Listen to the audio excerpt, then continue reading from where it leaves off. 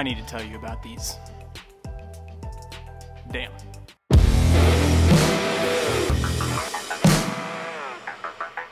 What's up, everybody? Welcome back to another episode of Excellence in Motion. I'm Caden Sloan, and I'm here to inspire you to achieve your potential through movement. If you're new to the channel, I do movement tip videos, health education, and gear review videos just like this one. So if that stuff interests you, be sure to go on down and hit that subscribe button and tap that bell for notifications so that you can be updated every single time a video drops. Okay, at the time of shooting this video, it is February 2021, and Reebok has done it again.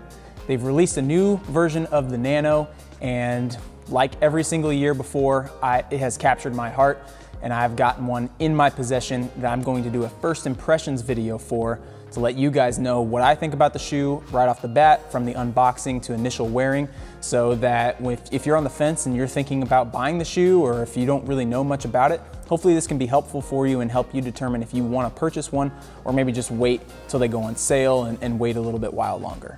If you do happen to be new to the channel, I have done a first impressions unboxing video of the Nano 10 in the past, and I'll link that right up here. So you can tap on that and go and see what my thoughts were on that shoe itself. And here we are almost a year later doing the exact same thing for the Nano 11. I had just gotten a couple of new pairs of the Nano 10s for Christmas, and then they roll out with the Nano 11 a couple months later, and I'm thinking to myself, do I really need to spend the money? The answer is no, I don't need to spend the money, but here we are, it's Valentine's Day, yay relationships, and I've got a pair of Nano 11s that my girlfriend picked out for me, so I definitely want to try these on, get these under use so I can give a review video later on. But for now, this video is dedicated to just my first impressions, and we're gonna get started right now. Okay, so I've got the box right here. Let's go ahead and open these up and see what we're dealing with.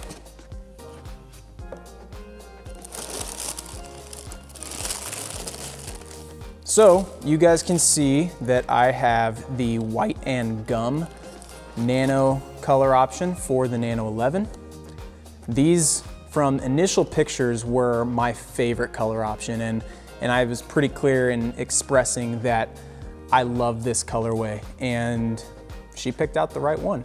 First thing that I want to mention, just upon picking the shoe up out of the box, is how it feels. I can definitely tell that these are much, much lighter than the Nano 10s. The Nano 10s were pretty cushiony and sort of clunky, if you want to say. They were super comfortable, but they had a lot of materials on them that made them slightly heavy. So these shoes specifically are a lot lighter in feel right off the bat.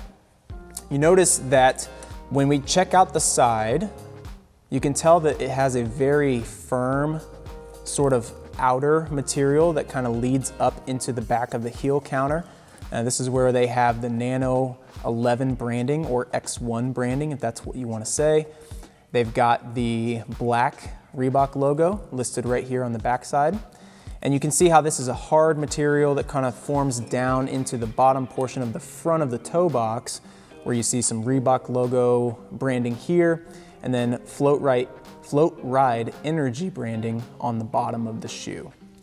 The Float Ride is another piece of technology that they've incorporated into this model from their Float Ride shoe, which is a dedicated running shoe, and they've added that piece into the bottom side, this midsole of the shoe, to hopefully help with a little bit of cushioning if you're somebody who likes to run in your workouts a lot and you want to keep the same shoe on and not have to transition back and forth between a running shoe. If you guys are enjoying this video so far, be sure to like it in the bottom and drop a comment. Let me know, do you own Nanos? Are you going to purchase the Nano 11s? Are they something that you want to move forward with, or are you just gonna stick with your old pair for now and then maybe move up later on? We turn on over to the inside of the Nano, and we see that this hard shell, this counter, moves all the way towards the back with more Reebok branding here. And then the Rope Pro section of the shoe, which is meant to help with rope climbs, is sort of flared out on the edges. You can sort of tell here on this angle that the base of the shoe sort of extends to the edge, and then we get this nice dip on the inside. I'm not really sure if that's going to make a huge difference. I'm assuming it will help you sort of grab the rope a little bit better, but you can definitely not expect me to do any sort of rope climbs in this shoe because they're white and I want to keep them as pearly and pretty as possible, and rope climbs is not going to be able to do that for me. We turn the shoe over down to the bottom. You can tell that we've got a whole new tread pattern from the previous generation. This looks like it's going to be a little bit more grippy as it grabs the ground. There's this cool little blending of colors on this one that I really enjoy. Again, Reebok logo branding on that bottom side. It kind of gives it that overall look. You will notice that with this shoe specifically, and I think they did it with the 10 as well, there's no more CrossFit branding.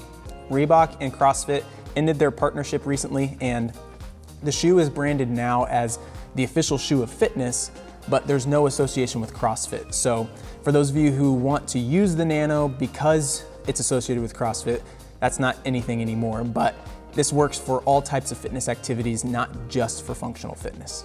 Next, let's talk about the upper on the Nano. You can sort of tell that we have this Reebok logo etching that's sort of built into the upper, which I think is pretty nice. I personally enjoy having a bigger logo on the side of the shoe. I'm not as much of a fan of this small black section.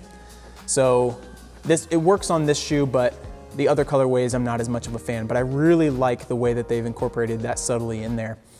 The material for the top of this shoe is super soft just from feeling it. And I like the way that it molds and sort of almost feels like a running shoe when you grab it in your hands. The inside of the shoe as well, you can tell that they have that big Reebok branding on the inside of the upper as well. And it extends all the way back to the back side of the shoe where we get a nice little Nano 11 look on the back side of the heel. On the heel, you can tell that there is this cushiony material. This is the float ride technology that I talked about that extends from the back all the way up through the front of the shoe, which should help with some shock absorption. And it has this heel clip for doing handstand push-ups on the wall if that's something that you like to do with your shoes as well. One of the biggest things that I'm noticing with this shoe so far, which could be a problem in the future, is the tongue. The tongue is completely detached from the laces. This is something that for a lot of people, depending on how tightly you tie your shoes and how you use them when you exercise, this could be a problem. You might notice that this starts to slip around and maybe even fall over to the side, and that could be really irritating after a while. I'll have to wear them in some workouts here in the next couple of weeks to determine what I think of that, if that's something that I'm going to have an issue with, and if it's something that helps me out a lot. I'm also noticing this buildup on the back side of the shoe is a little bit more curved in as opposed to the Nano 10s. The Nano 10s had a nice little flare up with the cushion in the back, which is pretty comfortable for the heel with it being more of a high top shoe. This one I can tell is built inwards a little bit. You can tell from the side here, it just kind of curves up, and I'm wondering if we're gonna get some rubbing on the heel from that. I've only put on the shoes a couple of times with some low cut socks, and I feel a little bit of rubbing here. It's definitely a lot firmer than the previous generation of the Nano, but we'll just have to see how that holds up over time and if that's something that's gonna be bothersome as well. Something that I think is definitely a difference from the Nano 10 is the way that the shoe is constructed on the inside with the laces. So on the 10, there used to be this separation from the outer and the inside of the shoe. It sort of created this nice little booty sock-like feel to sort of separate the two materials and make it a little bit more comfortable. On the Nano 11, it's all one piece, and the shoelaces are sort of held together by this outer foam and this inside foam, and it kind of laces into the shoe itself. As far as feel goes, I've only worn the shoes a little bit, just enough to sort of test them out before I started this video, and I definitely noticed the weight difference. These shoes are so much lighter than the Nano 10s as far as actually putting them on your foot and wearing them around. So things like box jumps, rope climbs, toes to bar, you're gonna notice a big difference in how your feet feel. They might not feel as much like they're dragging, and this could be something that's really beneficial for a lot of people who struggle with plyometric type exercises. Overall, my initial thoughts on the shoe are that it's pretty good. I think it's going to be a good training shoe all around. I don't know about the claim for the shoe of fitness because there are some aspects of this shoe that I think are lacking a little bit. And traditionally with the Nanos and Reebok, you get sort of those odd number years of creating a shoe. They may just be adding some new design elements to sort of transition themselves into developing the Nano 12 and maybe make that a little bit better. But overall, just from first look, from feeling the shoe, putting the shoe on, and sort of walking around a little bit, I like it. Some questions to ask yourself before you decide if you want to spend the money on these shoes or if you want to save a little bit and get the previous generation. I want you to understand that the shoe itself does not make the athlete. Putting these on is not gonna make you faster, it's not gonna make you jump higher, it's not going to improve your Fran time. Shoes are just a tool. The athlete is the person. So do you need to spend the money on these to be better at your sport? No, you don't. But if you're somebody who loves to have the newest and the best of something and you want to try it out, then by all means, go ahead and spend the money. Reebok tends to do huge discounts at some point in the future, so I wouldn't be surprised if these go on sale within the next 6 months and you can get them a little bit cheaper than the tag price of $129. Right now, I think the Nano 10s are down to like 40% off in some places, so you may get a really good shoe for a lot less and just wait until the next year to move up into something that's a little bit newer.